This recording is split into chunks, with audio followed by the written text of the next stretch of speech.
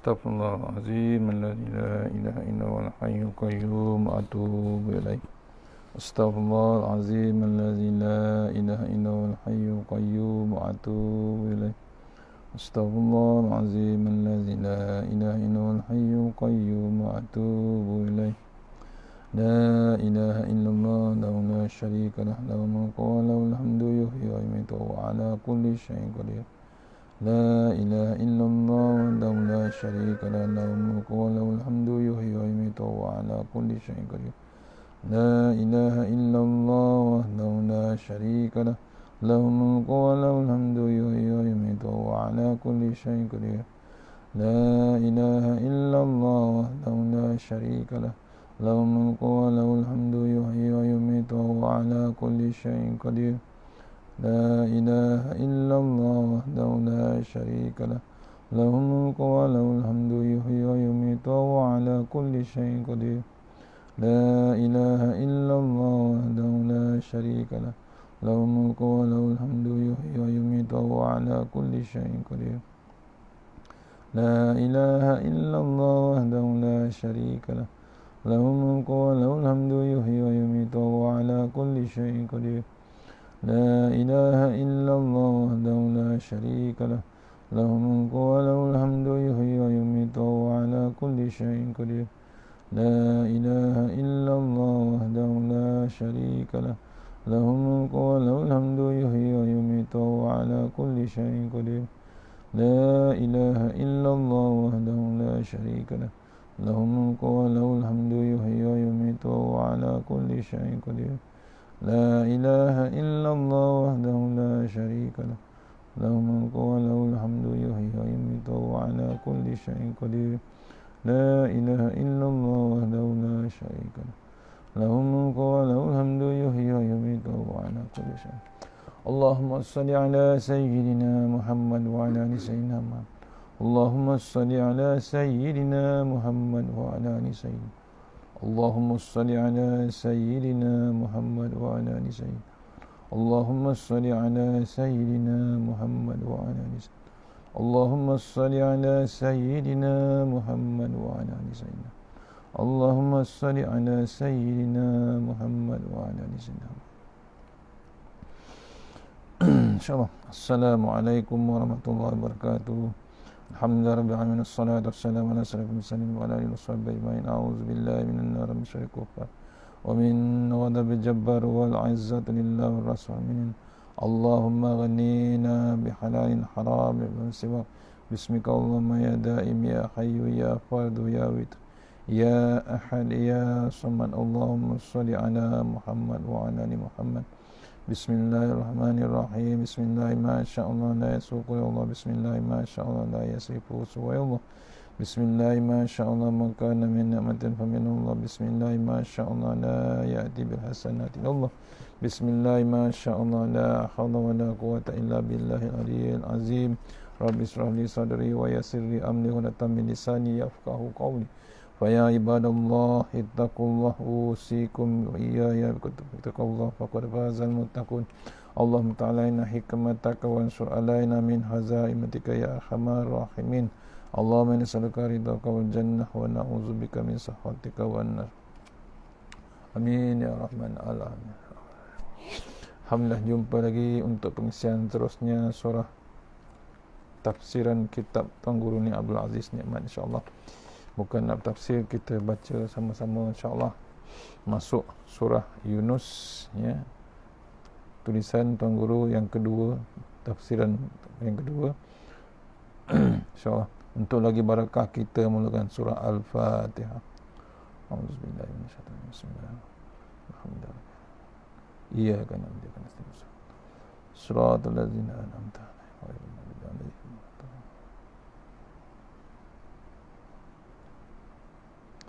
InsyaAllah mohon share sahabat-sahabat insyaAllah pagi ni, sambil nak pergi kerja, share. InsyaAllah ayat pertama surah Yunus, ya, surah Yunus ayat pertama insyaAllah pagi ni. Sama-sama kita baca insyaAllah. A'udzubillahi minasyaitonirrajim. Bismillahirrahmanirrahim. Alif Lam Ra. Tilka ayatul kitabil hakim. Sadaqallahul azim. Alif Lam Ra. Itu adalah ayat-ayat kitab Al-Quran yang mengandungi hikmat-hikmat dan kebenaran yang tetap kukuh. Ayat pertama surah Yunus, insyaAllah. Auzubillahi minasyaitanir rajim. Alif Lam Ra. Tilka ayatul kitabil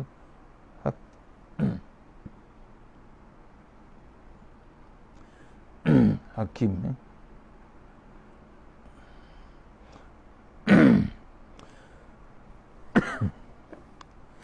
Maksudnya Alif Lam Ra itu dia adalah ayat-ayat bagi kitab yang maha bijaksana. Surah yang kita mulai hari ini namanya surah Yunus. Nama bagi seorang nabi di muka dunia ini dahulu. Entah berapa ribuan tahun tidak dapat diteka dengan tepatnya. Kitab-kitab sejarah pun tidak berani sebut dengan tepat tarikh lahir dan tarikh matinya, kerana tidak ada orang tua zaman dahulu yang masih hidup lagi, dan tidak ada batu-batu bersurat yang menyatakan bahawa orang ini lahir sekian tahun, matinya sekian tahun. Nabi-nabi hidup pada zaman manusia tidak pandai menulis dan tidak pandai membaca, hanya pandai membuat ukiran bermacam-macam berhala. Kuliah Tuan Guru ni di Dewan Zulkifli Muhammad Kota Baru pada 26 April ini dicatatkan bersamaan 11 Syawal 1411 Hijrah. Diambil daripada kaset nombor 2. Sepanjang bulan Ramadan, Tuan Guru mengubah kuliah dengan mengajar sirah Rasulullah, khususnya mengenai perwatakan diri Rasulullah SAW. Catatan untuk surah Yunus ni, insyaAllah. Sambung balik tadi. Benda-benda ini tidak ada nombor dan tidak ada tulisan kecuali sedikit sebanyak dalam huruf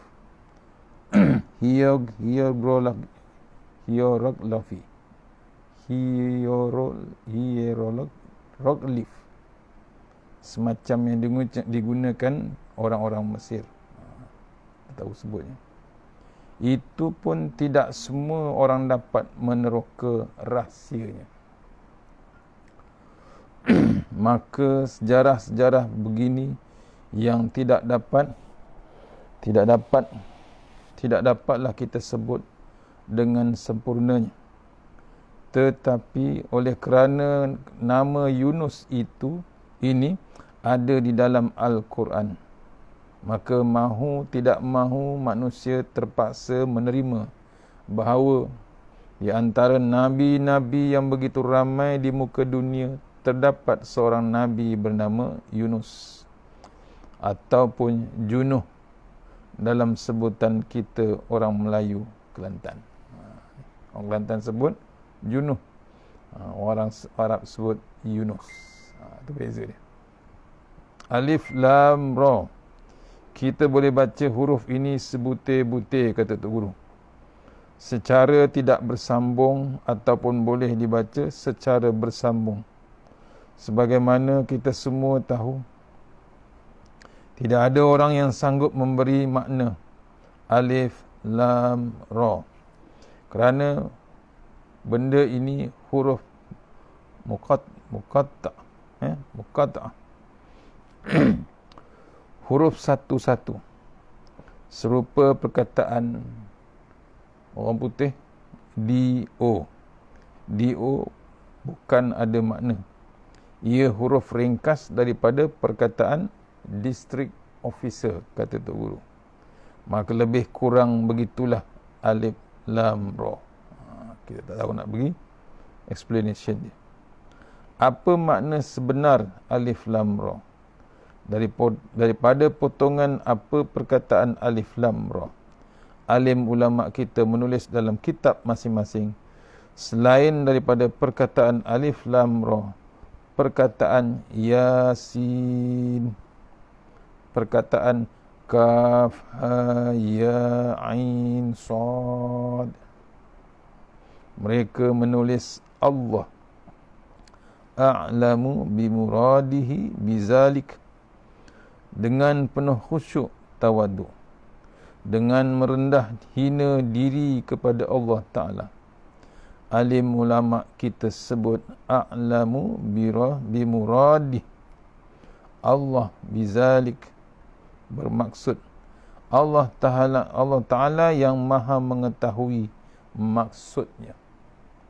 Jadi ini merupakan rahsia di antara Allah dengan makhluknya. Ni.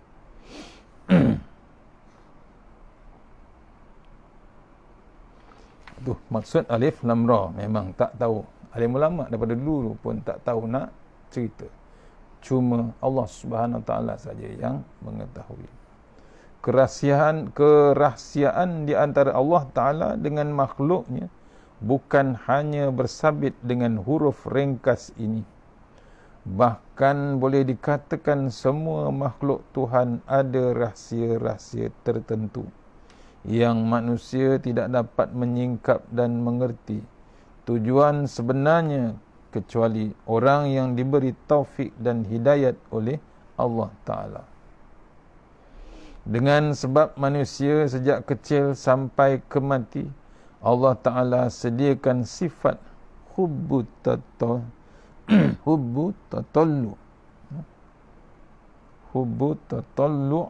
iaitu sifat suka mencari-cari sesuatu. Maka manusia tidak boleh berdiam diri begitu saja. Mereka akan menjenguk dan akan menengok, akan memikir benda yang mereka tidak tahu. Alim ulama kita yang juga mempunyai sifat dan naluri, iaitu ingin tahu hub al-tatallu, ya? Berfikir apalah tujuan Allah Ta'ala guna perkataan alif lam ra, sedangkan tidak ada siapa pun yang tahu maknanya. Apa tujuannya Yasin, apa tujuannya Ha Mim, semuanya ada huruf-huruf potong.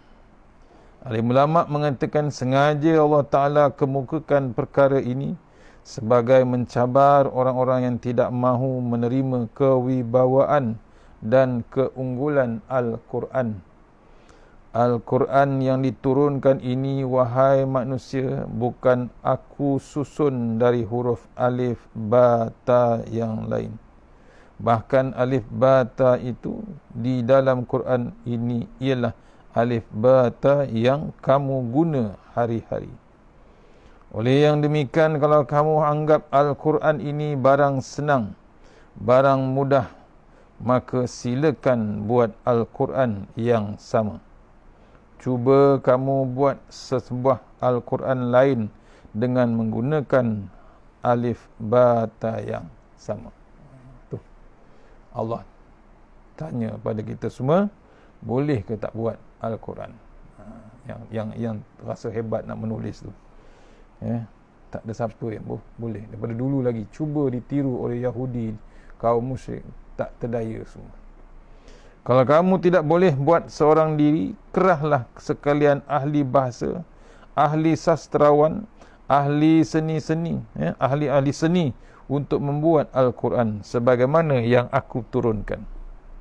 Bukan sahaja turunkan Al-Quran dari segi bahasanya yang cantik, malahan juga dari segi kandungan Al-Quran sendiri mengandungi nasihat, hukum, kisah, pandangan, teguran, cerita masa depan, cerita dalam kubur dan cerita di padang mahsyar. Cuba buat Al-Quran lain yang kandungannya 100% serupa Al-Quran aku buat, kata Allah. Kalau kamu tidak boleh buat juga, maka mengakulah bahawa Al-Quran yang dibawa oleh Muhammad bin Abdullah SAW bukan rekaan dan buatan dia sendiri, tetapi ialah wahyu daripada Allah Subhanahu wa taala. Tu. Ya, tak ada siapa yang boleh reka, tak ada siapa yang boleh buat cerita dalam Quran. Contohnya dalam Quran ada nasihat, ada bab hukum, ada bab pandangan, ada bab teguran, cerita depan, masa depan, cerita masa lepas, ya, cerita kubur, cerita yang di padang mahsyar, semuanya ada. Allah cabar manusia, makhluknya, yang boleh reka ataupun buat 100% serupa macam Al-Quran, macam Allah buat. Kalau kamu tidak boleh buat, mengakulah bahawa Quran yang dibawa oleh Muhammad SAW itu bukan rekaan buatan Nabi sebenarnya. Itulah daripada wahyu Allah Subhanahu wa taala. Bila kamu terima bahawa Al-Quran ini wahyu, maka mahu tidak mahu kamu mesti mengaku bahawa orang yang menerima wahyu ini bukan sebarangan orang, tetapi seorang Nabi yang kamu mesti patuh dan junjung tutur kata dan tiru tindak tanduknya. Sebab itulah ayat yang datang selepas huruf-huruf muqatta'ah, iaitu huruf potong ini, ialah ayat mengenai Al-Quran. Seperti ayat-ayat Yasin wal Qur'anil Hakim. Yasin, maksudnya Yasin, demi Al-Quran yang mengandungi hikmat dan kebenaran yang tetap kukuh. Surah Yasin ayat nombor 1 dan 2. Kemudian ada surah Taha ma anzalna alaikal Qur'ana litashqa. Surah Taha ayat nombor 1 hingga 2. Maksudnya, Taha, kami tidak menurunkan Al-Quran kepadamu wahai Muhammad supaya engkau menanggung kesusahan. Tu. 2 ayat ni pun dah cukup guna huruf-huruf potong, huruf-huruf muqatta'ah. Ni hanya kita kena mengaku, kena terima Al-Quran itu sebagai wahyu daripada Allah Subhanahu Wa Taala. Bukan sembarangan orang yang boleh terima, tetapi seorang yang bernama Muhammad sallallahu alaihi wasallam, seorang nabi yang sepatutnya kita ikut, kita patuh, kita junjung tutur kata dia, kita junjung dan tutur kata dia, kita tiru tindak tanduknya. Tu yang sepatutnya tanggungjawab kita sekarang. Dalam sastra Arab, kalimah tilka berbeza dengan kalimah hazihi. Kalau hendak tunjuk kepada orang suatu barang yang dekat, kita kata hazihi, ini dia. Tetapi kalau hendak tunjuk kepada barang yang jauh, kita kata tilka, itu dia. Bagi benda jauh, kita kena kata zalika, atau tilka. Dan kalau dekat, kita kena kata hazihi ataupun haza. Ikut kepada muannas, yakni yang perempuan, feminin, ataupun muzakkar, maskulin. Walaupun Al-Quran ada di atas riba kita, mengapa Tuhan menggunakan perkataan tilka yang memberi makna benda yang jauh?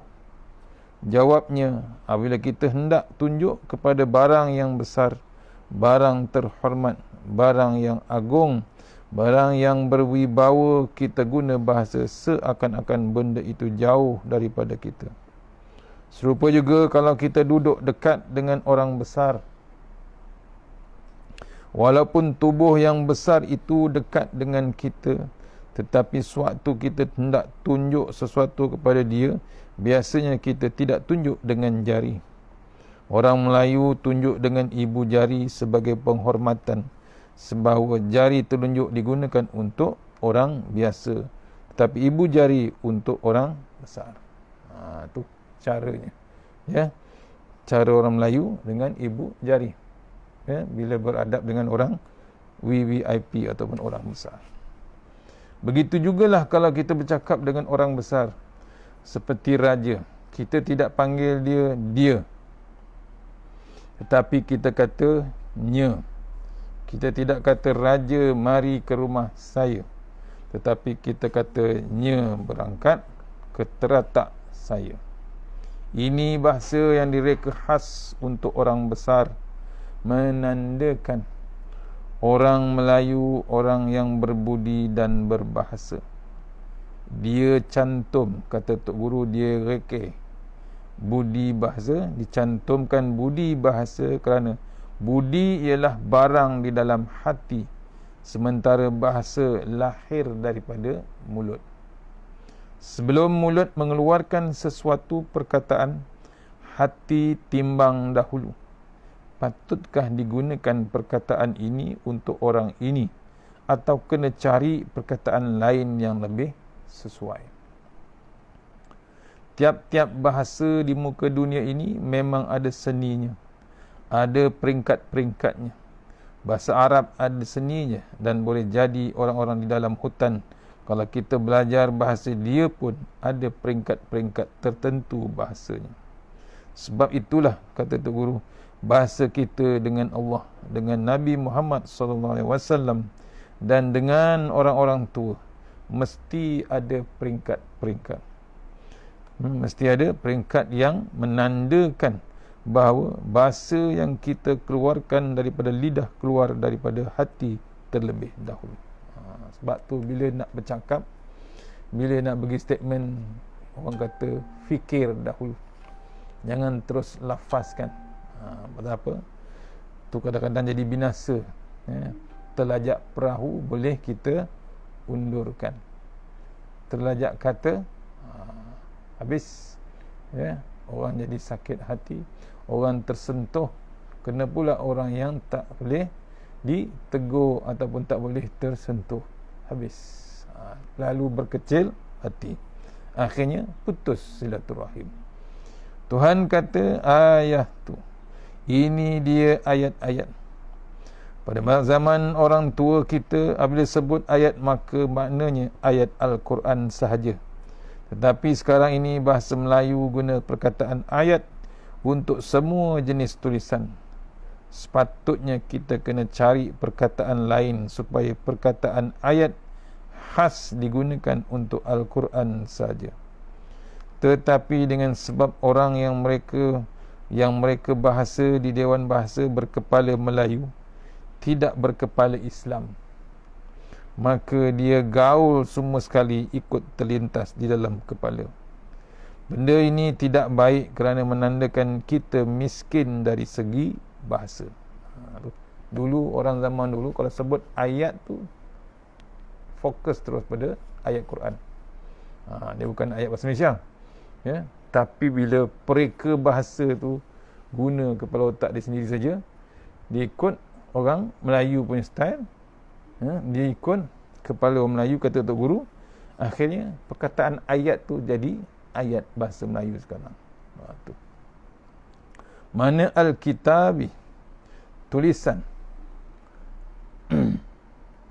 Tulisan selain daripada nama Al-Kitab, Al-Quran juga diberi macam-macam nama oleh Allah Ta'ala. Di antaranya Furqan, Nuran dan Hudan. Tu, ya. Surah Furqan pun ada, surah Al-Nisa pun ada, surah Al-Baqarah pun ada. Kitab artinya tulisan. Berarti Al-Quran sebuah kitab yang dihafal, juga ditulis. Benda yang bertulis selama-lamanya merupakan benda yang penting. Sebab kena catat. Sebab tu kena tulis. Kalau kita berhutang dengan orang 50 sen ataupun serial, 50 sen Tok Guru kata sama. 50 sen sama. Serial RM1. Biasanya orang tidak tulis walaupun sepatutnya ditulis. Tetapi kalau sudah sampai ke peringkat bertulis, maka artinya sesuatu itu perkara yang penting. Tu. Bila banyak dia terpaksa tulis pasal apa? Banyak yang amat sangat dan penting sangat. Saya beri hutang kepada kamu dan kamu terima duit saya sekian-sekian banyak. Maka ditulis jumlahnya, tarikhnya dan saksinya. Tuhan kata Al-Quran ini perkara bertulis, menandakan bahawa perkara yang turun daripada langit ini bukan main-main. Kamu tidak boleh buat tidak tentu sebab kamu mesti patuh dan kamu mesti hormat. Itu pentingnya, hebatnya Al-Quran, memang daripada langit, dan bila turun daripada langit, itulah ada yang perkara yang penting yang perlu ditulis ataupun dicatatkan, direkodkan, ditetapkan dalam tulisan yang dinamakan Al-Quran ataupun Al-Kitab, ataupun lebih panggil Al-Furqan, dan macam-macam lagi nama Al-Quran. Dan yang paling penting, tulisan ataupun dalam kitab tersebut penting pasal apa? Tidak boleh buat tentu. Sebab tu tak boleh main-main dengan ayat Al-Quran. Sebab tu kena belajar dengan Al-Quran. Cari jalan untuk belajar Quran. Pasal apa? Tidak boleh buat tentu, kata tu guru. Sebab kamu mesti patuh dan kamu mesti hormat. Kena tunduk, kena ikut, kena hormat ayat-ayat yang diturunkan daripada Allah Subhanahu Wa Taala. Al-Hakim, kitab itu bijaksana. Biasanya apabila sebut bijak, kita merujuk kepada orang. Kita tidak kata surat ini bijak. Kita tidak biasa mengatakan rumah ini bijak. Sedangkan Allah menggunakan perkataan kebijaksanaan itu untuk Quran Allah sendiri. Walaupun kamu tidak nampak Al-Quran bernyawa, walaupun kamu tidak nampak Al-Quran itu ini seperti manusia, tetapi dia mempunyai sifat manusia. Apa dia sifat manusia yang kamu hendaki? Jawabnya bijaksana. Manusia apabila bijak, walaupun tidak ada pitih, kata tu guru. Pitih apa dia? Duit. Manusia yang bijak tidak sempurna anggota. Tadi manusia bijak walaupun tidak ada duit atau tidak ada pitih, orang akan hormatinya. Pasal apa? Bijak, cerdik. Tidak sempurna anggotanya, cacat, tidak ada pangkat, tetapi bila dia bijak, orang akan hormat. Walaupun dia OKU, tak mampu dia nak berjalan, tapi otak dia bijak, tidak pula ada pangkat batu, tapi orang akan hormat. Allah Ta'ala pilih satu sifat yang sangat-sangat dikhendaki oleh manusia seluruh dunia, iaitu sifat kebijaksanaan, dan Allah meletakkan sifat itu ke atas Al-Quran. Jadi Al-Quran boleh dianggap bijak, maka yang membuat kitab yang dipanggil Allah Ta'ala itu lebih-lebih lagi bijak. Kalau yang Quran tu pun kita dah cakap bijak, cerdik, yang buat, yang cipta Al-Quran tu lagilah hebat, maha bijaksana. Sudah.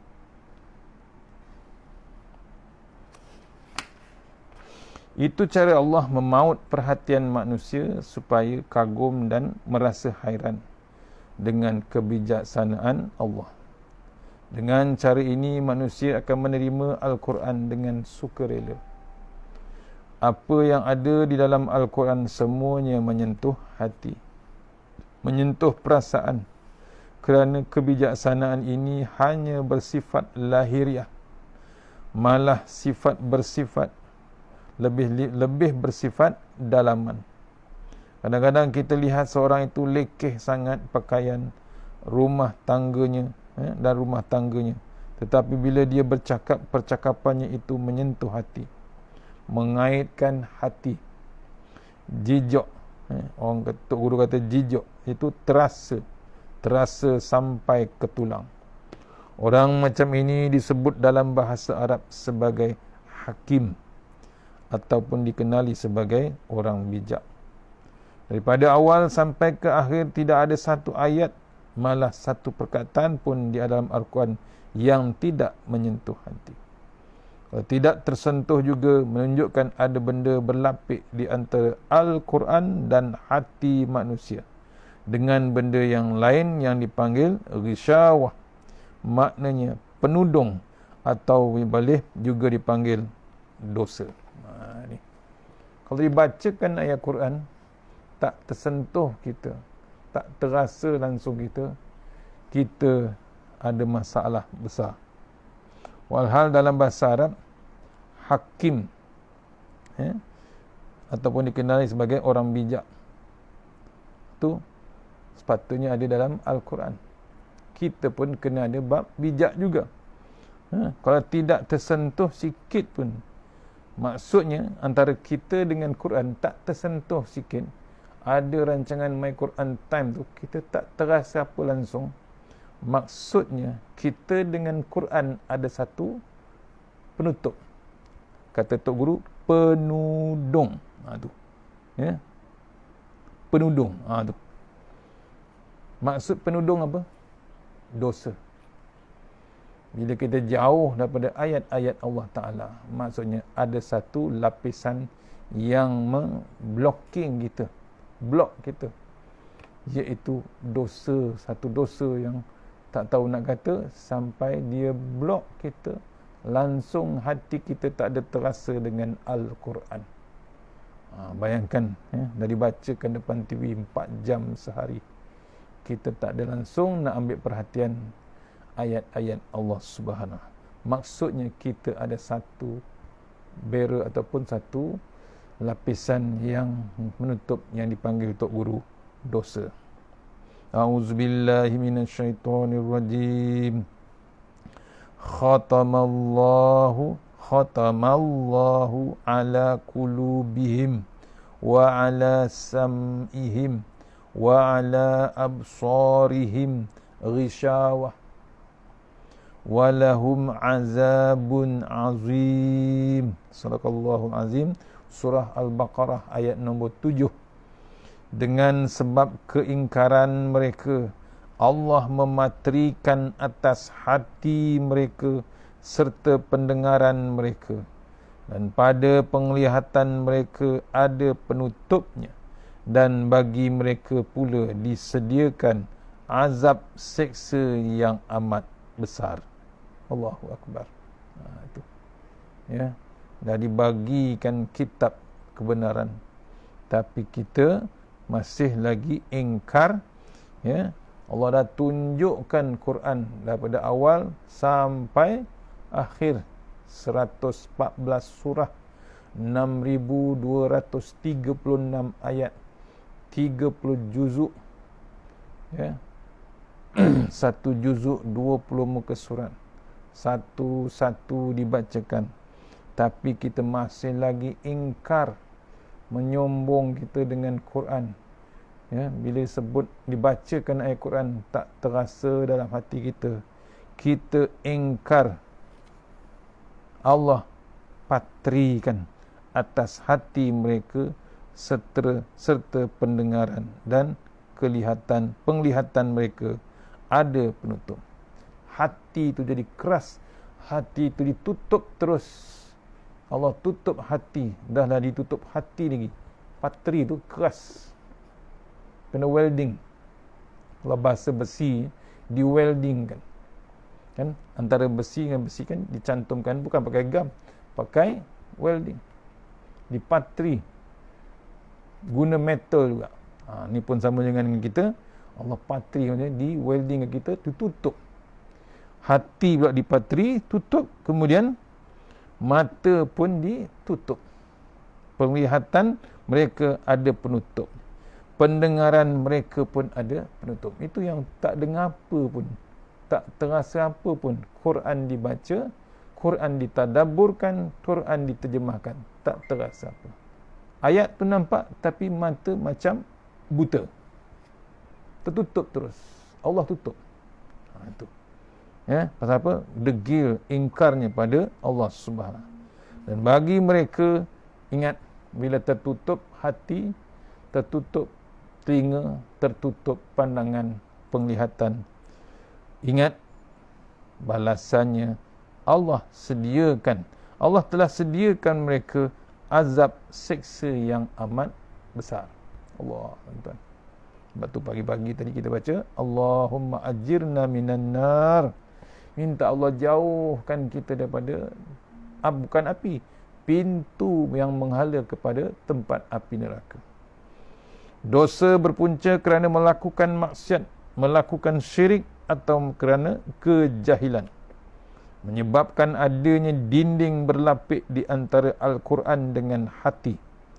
Oleh sebab benda ini tidak dapat dilihat dengan mata, hanya dapat dilihat dengan hati, maka kita perlu mendampingi orang yang boleh membimbing dalam masalah ini, iaitu alim ulama, orang yang soleh dan para wali. Mereka ini merupakan bomoh-bomoh bagi mengubati pelapik-pelapik yang menghalang Al-Quran sampai ke hati. Tu betul lah kata Tok Guru Datuk Ismail Kamus. Cari jalan, jangan sampai lebih pada 7 hari langsung tak bertemu dengan orang-orang alim, langsung tak berjumpa dengan orang-orang alim. Tak ada Tok Guru, tak ada Tok Guru, tak ada ulama, kita cari Tok Guru.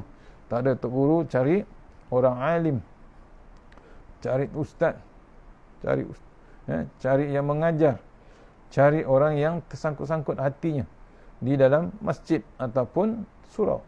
Tok Imam, Tok Bilal, Tok Siak, semua orang yang tergantung hatinya dalam masjid ataupun surau.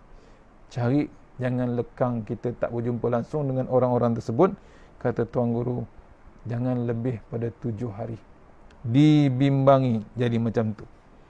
Tertutup mata hati, tertutup mata yang fizikal, tertutup telinga, apalagi hati yang sebenarnya. Maksudnya cari jalan. Lepas tu bila jumpa orang soleh, para wali ataupun ahli ulama, mereka inilah bomoh, tukang ubat.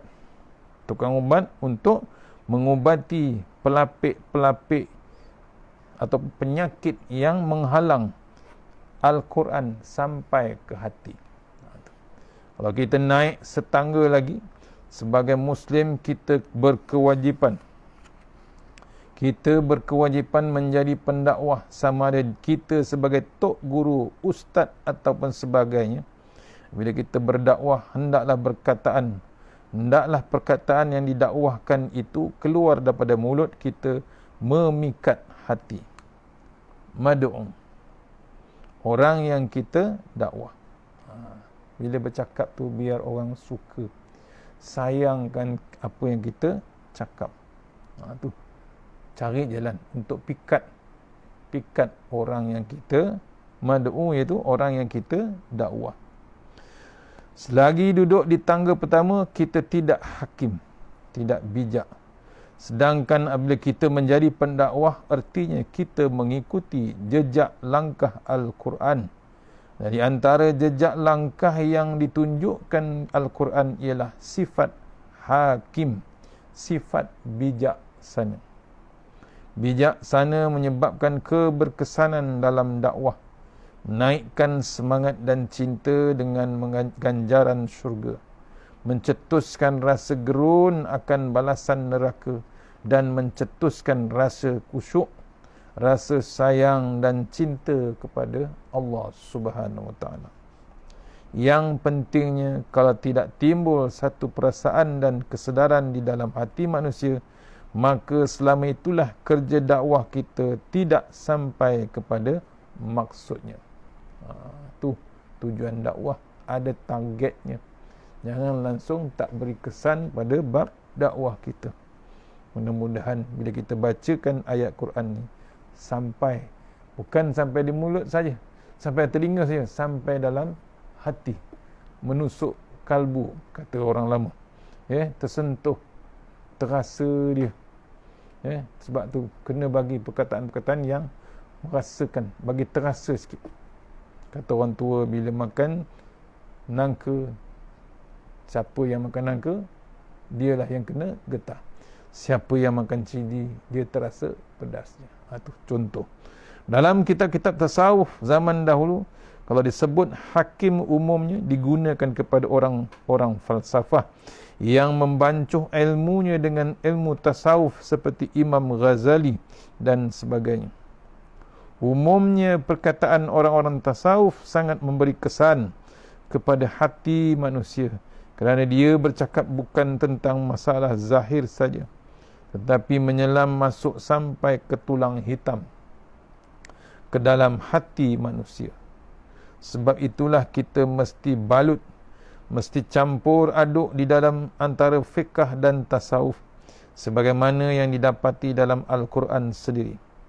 Apabila dibuka Al-Quran, kita tidak tahu yang mana ayat fiqh, yang mana ayat tasawuf. Semuanya bercampur baur belaka. Itulah hakikatnya agama. Pengarang kitab tasawuf juga selalu menyebut di antara sifat orang hakim, iaitu yang bijaksana, ialah bila dia bercakap, apabila dia menulis, apabila dia mengikut taraf pemikiran masyarakat. Maknanya dia boleh menyelami pemikiran masyarakat. Kalau kepada masyarakat yang terlalu jahil, kemudian kita bercakap seolah-olah orang yang alim sama dengan kita, membawa kertas kerja di universiti menggunakan bahasa-bahasa tinggi, tidak tentu mereka tidak faham.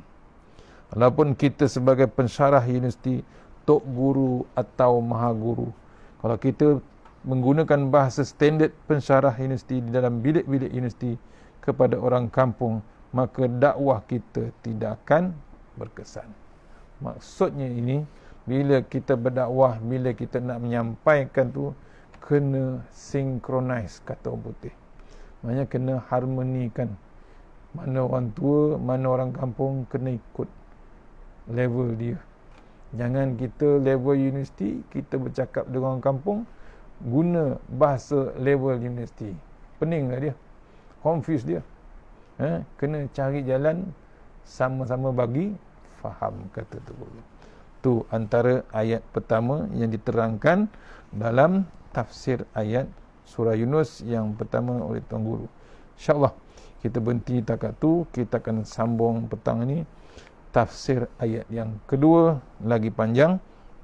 InsyaAllah jumpa petang ini. Mudah-mudahan pengisian pagi ini kita fahami, kita cari jalan apa yang dikatakan dalam ayat pertama dalam surah Yunus. InsyaAllah kenalkan kitab kepada manusia, hebatnya Al-Quran kepada manusia, hebatnya wahyu Allah Ta'ala di dalam Al-Quran yang bijaksana. InsyaAllah yang terbaik semuanya datang daripada Allah Subhanahu Wa Ta'ala. Yang lemah daripada saya sendiri, kita sudahi surah Al-Fatihah. A'udzubillahi minasyaitanir rajim. Bismillahirrahmanirrahim. Iyyaka na'budu wa iyyaka nasta'in. Shiratal ladzina an'amta 'alaihim ghairil maghdubi 'alaihim waladdallin. A'udzubillahi minasyaitanir rajim. Bismillahirrahmanirrahim. Allahumma tawil a'marana wassahih ajsadana wa nawwir qulubana wasabbir imanana wa ahsin a'malana wa wasi' arzaqana wa ilal khairi qaribna wa 'anil syarri minna wa qdi hawadina fid din wa dunya wal akhirah. Ya Allah, panjangkan umur kami, sihatkan badan kami, terangkan hati kami, tetapkan iman kami, elokkan amalan kami, luaskan rezeki kami, dekatkan kami kepada kebajikan, jauhkan kami daripada kejahatan, tunaikan hajat kami. A'udzubillahi minan nar min syarril kuffar min ghadabil jabbar wal izzatu lillahi wal rasul wal mu'minin walil mu'minin. Allahumma ghnina bihalalik an haramik وبفضل عمن سواك بسمك اللهم يا دائم يا حي يا فرد يا وتر يا أحد يا صمد اللهم صل على محمد وعلى آل محمد بسم الله الرحمن الرحيم سبحان الله العلي الديان سبحان الله شديد الأركان سبحان من يذهب بالليل ويأتي بالنهار سبحان من لا يشغله شأن عن شان سبحان الله العنان منان سبحان الله مسبح في كل مكان بسم الله الرحمن الرحيم بسم الله ما شاء الله لا يسوق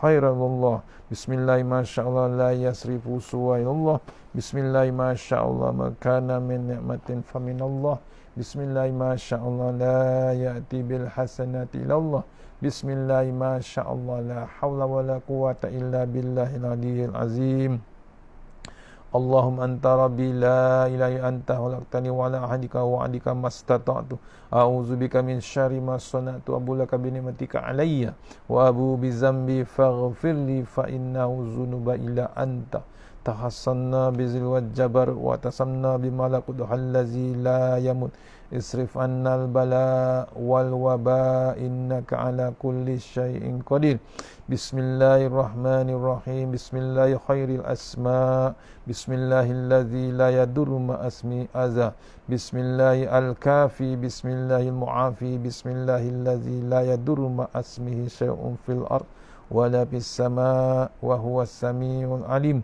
بسم الله على نفسي وديني بسم الله على أهلي ومالي بسم الله على كل شيء أعطاني ربي الله أكبر الله أكبر الله ربي لا أشرك به شيئا عز جارك وجل تنارك وتقدست أسماؤك ولا إله غيرك اللهم إنا أعوذ بك من شر كل جبار أنيد وأعوذ بك من شر كل شيطان مارد ومن شر قضاء السوء ومن شر كل دابة أنت آخذ بناصيتها إن ربي على صراط مستقيم ربنا آتنا في الدنيا حسنة وفي الآخرة وقنا عذاب النار وصلى الله على سيدنا محمد وعلى آله وصحبه وسلم سبحان ربك رب العزة عما يصفون السلام عليكم الحمد لله رب العالمين. Assalamualaikum warahmatullahi wabarakatuh. InsyaAllah jumpa petang ni untuk surau Al-Hidayah Sungai Tangkas, InsyaAllah di Kajang ataupun Bangi, InsyaAllah. Assalamualaikum warahmatullahi wabarakatuh.